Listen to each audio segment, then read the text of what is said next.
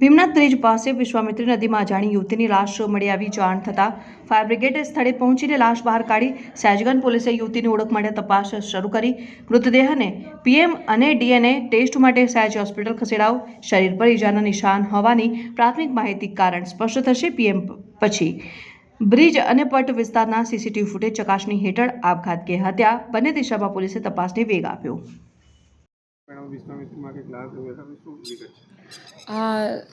સયાજીગંજ હોટલની સામેનો વિશ્વામિત્રી નદીની કેનાલનો ભાગ લાગી રહ્યો છે। એની અંદર અમને એક ટેલિફોનિક વર્દીના આધારે કોઈ અજાણી વ્યક્તિની લાશ મળી છે। લાશની ઓળખ અને એ લાશને કાઢી અને એને પીએમ કરાવી અને એડી દાખલ કરવાની કાર્યવાહી પોલીસ કરી રહી છે। કેટલી ઉંમર છે લાગે છે અંદાજે?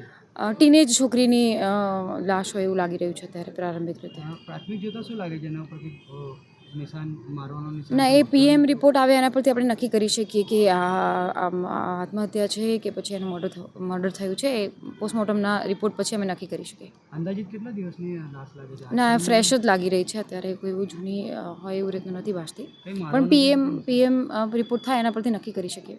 પ્રાથમિક જોતા આપ લોકો જોઈ રહ્યા હતા? હા, એના આધારે હું કહું છું ને, કારણ કે આ નદીમાં તરતી લાશ છે અને એ કોઈ નદીના એંગલથી એને વાગી ગયું છે કે કોઈ માર્યું છે અથવા તો પછી એને જમ્પ લગાડ્યું છે, એ બધું પીએમ આધારે નક્કી થાય। કયા ભાગે વાગ્યું છે? એ આખું પીએમ રિપોર્ટના આધારે નક્કી થશે એના શરીરના કેટલા ભાગમાં વાગેલું છે।